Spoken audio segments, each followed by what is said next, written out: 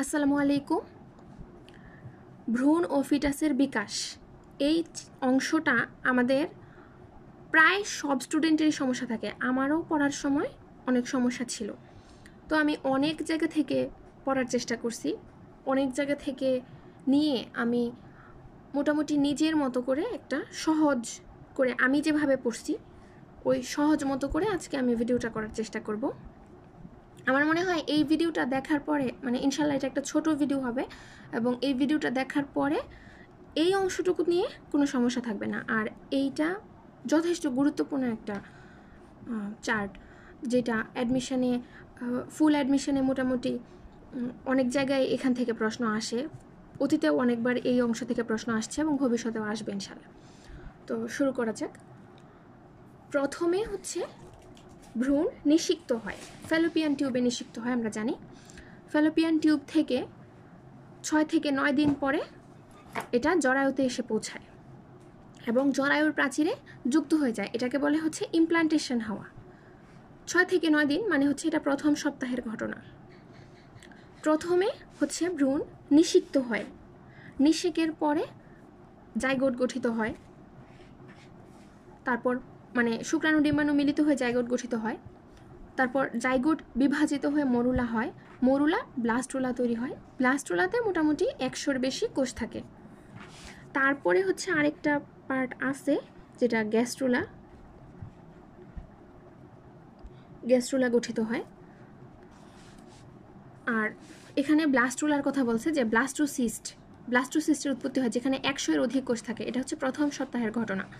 আর ভ্রূণ প্রথম একদম 0তম সপ্তাহ থেকে 8ম সপ্তাহ পর্যন্ত শিশুকে ভ্রূণ বলে, এটা ভ্রূণ থাকে। এরপরে 9মতম সপ্তাহ থেকে ভূমিষ্ঠ হওয়া পর্যন্ত শিশুকে ফিটাস বলে। প্রথম সপ্তাহে হচ্ছে ব্লাস্টোসিস্ট হয়, 100-এর অধিক কোষ থাকে ব্লাস্টোসিস্টে, আর 6 থেকে 9 দিন পরে ইমপ্লান্টেশন হয়। দ্বিতীয় সপ্তাহের ঘটনা, দ্বিতীয় সপ্তাহে হচ্ছে মানুষ ত্রিস্তরী প্রাণী, এটা আমরা জানি। এই 3টা স্তর একটোডার্ম, এন্ডোডার্ম, মেসোডার্ম গঠিত হয় হচ্ছে দ্বিতীয় সপ্তাহে। এ পর্যায়ের পরে মানব ভ্রূণ নিয়ে গবেষণা গবেষণাগারে গবেষণা করা নিষিদ্ধ। এর আগে প্রথম সপ্তাহে মানব ভ্রূণ নিয়ে গবেষণা করা যায়, যদিও আমার এটা ভালো লাগে না। তৃতীয় সপ্তাহ হচ্ছে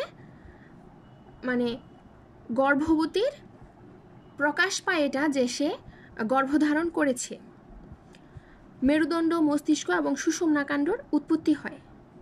আর ভ্রূণ 2 মিলিমিটার পর্যন্ত হয়। তৃতীয় সপ্তাহে মেরুদণ্ড, মস্তিষ্ক, সুষুম্না স্নায়ুর উৎপত্তি শুরু হয়।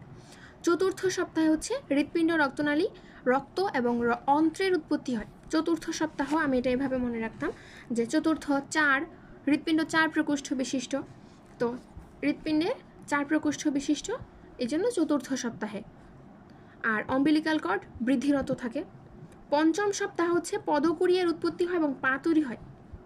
পঞ্চম পদকুড়ি, পা এভাবে মনে রাখা যায় যে পঞ্চম সপ্তাহ পদকুড়ি তৈরি হয়, পা তৈরি হয়। ষষ্ঠ সপ্তাহ চোখ কান গঠনের সূত্র।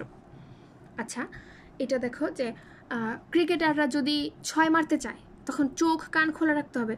তো ষষ্ঠ সপ্তাহে হচ্ছে চোখ কান গঠনের সূত্রপাত হয়, এটা এভাবে মনে রাখা যায়।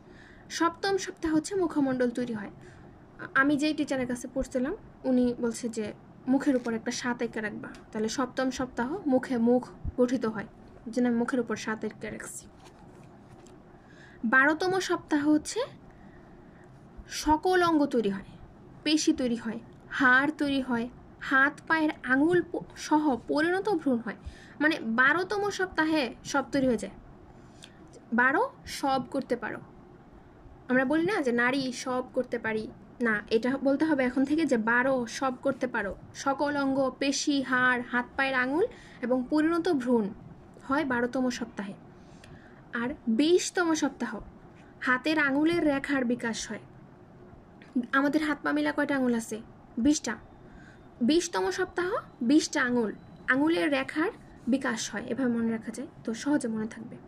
আর 24তম সপ্তাহ চোখের পাতা খুলতে পারে, এটা আমি এভাবে মনে রাখতাম যে 2 চোখ 2 পাতা, 2 চোখ 2 পাতা, প্রথমে একটা 2 আর 2 2 4 4। 24তম সপ্তাহ হচ্ছে চোখের পাতা খুলতে পারে। আর 26তম সপ্তাহ, এই সময় যদি শিশু জন্মগ্রহণ করে ফেলে, কোনো শিশু তখন বেঁচে থাকার যথেষ্ট সম্ভাবনা থাকে।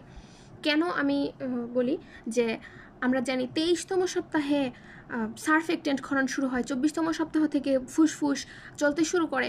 তো ফুসফুস চলতে শুরু করলেই তো শ্বাস প্রশ্বাস নিতে পারবে একটা শিশু, মানে একটা ফিটাস, তখন থেকেই তো বেঁচে থাকতে পারবে নিজে নিজে। এই জন্য যদি 26তম সপ্তাহের বা মানে 24-এর পরে মোটামুটি 26-এর মধ্যে যদি জন্মগ্রহণ করে কোনো শিশু, তাকে ইনকিউবেটরে বা বিশেষ হেল্প দিয়ে তাকে বাঁচায় রাখা যাবে। 26তম সময়ে জন্মগ্রহণ করলে বেঁচে থাকার যথেষ্ট সম্ভাবনা থাকে। এটা একটা ইম্পর্টেন্ট, এই লাইনটা এটা পরীক্ষায় আসে। 28তম সপ্তাহ হচ্ছে শিশু মূত্র ত্যাগ করে, মানে বের হওয়ার জন্য রেডি হয়। আমরা কোথাও যাওয়ার জন্য রেডি হই না যে 38তম সপ্তাহে শিশু জন্মগ্রহণ করবে, এর আগে ও রেডি হইতেছে। আমরা যেমন কোথাও যাওয়ার আগে একটু সাজগোজ করে নেই, একটু প্রস্রাব টস্রাব কইরা ফ্রি হয়ে নেই, তো এরকম 28তম সপ্তাহে ও মূত্র ত্যাগ কইরা রেডি হইল। তারপরে হচ্ছে বলিষ্ঠভাবে নাড়াচাড়া করতে পারে, মানে জানান দেয় যে আমি এখন রেডি। 30তম সপ্তাহে একদম মাথা নিচের দিকে দিয়ে জন্মের জন্য প্রস্তুত হয়ে যায়। 38তম সপ্তাহে 9 মাসের শিশু জন্মগ্রহণ করে। শেষ, আজকে এতটুকুই। আমার মনে হয় পুরো ভিডিওটা যদি দেখেন তাহলে ইনশাল্লাহ এই চার্ট থেকে যে কোনো জায়গায় প্রশ্ন আসলে ভুল হবে না ইনশাল্লাহ।